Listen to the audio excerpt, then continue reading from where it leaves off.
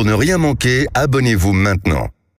Il est 7h50, 50 tout pile, voilà. C'est la dernière fois que j'annonce l'arrivée de Laurie Leclerc venant nous présenter la chronique de Guy Carlier, car ensuite vous retrouverez Patrick Roger et oui, notre Lionel Messi sera de retour lundi, car je crois, Laurie, que c'est le thème de la chronique de Guy, hein, c'est ça ? Oui, Benjamin, ce matin Guy va nous parler de l'affaire Messi, mais bien sûr, vous le connaissez, il va dézoomer sur le PSG, puis sur le foot, puis sur l'état de la France, puis sur de la planète, la galaxie et bien sûr l'infini et l'éternité. Ça promet. Et Guy va terminer sa chronique par quelques lignes sur Dieu. Ce sera donc fait en toute sobriété, évidemment. Bonjour Guy.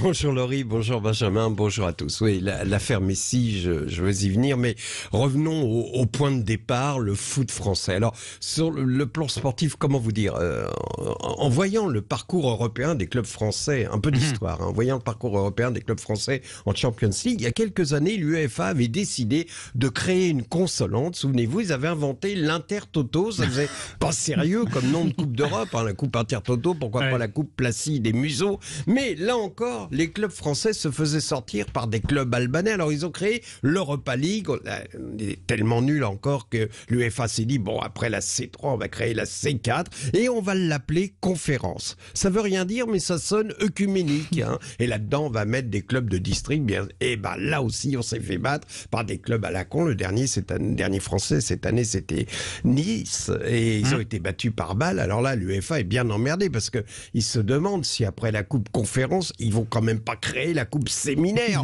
ou la coupe réunion de la compta client. Non. Sur le plan sportif, on est nul, mais sur l'extra sportif, franchement, on est niveau Champions League en France. Parce que là, c'est un inventaire à la Prévert. On trouve des marabouts, des entourages de joueurs qui flirtent avec le grand banditisme, le scandale de l'attribution de la Coupe du Monde au Qatar, les émeutes du Stade de France qu'on attribue aux supporters anglais dépouillés par des racailles, un président de la Ligue bourré à partir de 16 heures et un PSG qui achète tout ce qui passe et qui s'étonne ensuite de la cupidité des joueurs. Bah, tu parles, Messi n'est pas venu au PSG par envie de jouer avec Kurzawa ou Drogba. C'est un génie du foot dans les pieds, mais dans la tête, c'est incontable. Messi, ça fait 2 ans qu'il est là. Il parle pas un mot de français. Ah si, pardon. Il connaît une phrase par cœur. Pour le virement, vous faites comme d'habitude aux îles Caïmans. À la limite, je préférais la folie Maradona. Oui, il était dans les addictions, mais jusqu'au bout, il est resté cet enfant qui joue au foot à 10 ans dans l'équipe des Cebollitas dans un faubourg de Buenos Aires. Mais si, je vous l'ai dit, c'est incontable. Il a, bien sûr, dans ses pieds quelques restes d'enfance, mais son âme est cupide, son sens de l'honneur est dans les contrats qui sont la seule chose qui l'honore. Donc là, il est parti à 6000 km avec femme et enfants faire une journée de promo pour le tourisme saoudien. Il a fait des photos publiées par le ministère saoudien, du ministre saoudien du tourisme, accompagné du commentaire suivant, authentique, hein, sinon ça n'aura aucun intérêt. Messi et sa famille se sont offert une délicieuse sélection de cuisine internationale, une expérience de shopping luxueuse, suivi d'un après-midi amusant de jeux de réalité virtuelle et le temps de famille et un temps de famille de qualité à Riyadh City Boulevard. Alors vraiment, ça donne envie. Hein.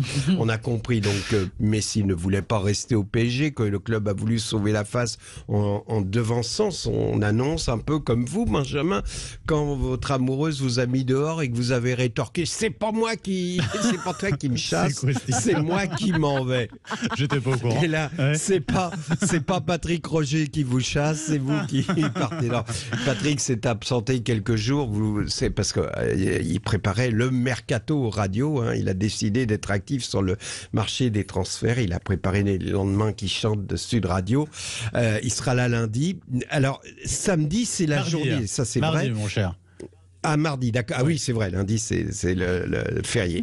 Mais figurez-vous que samedi, c'est la journée du jardinage nu. Je vous jure, c'est authentique, vous pouvez vérifier. Donc vous imaginez bien que Patrick Roger finira ses congés il a d'ores et déjà mis 2 réveils hein, pour ce jour-là.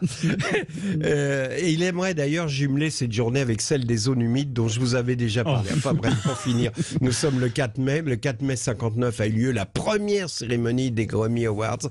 Voici la première chanson qui fut primée à cette occasion.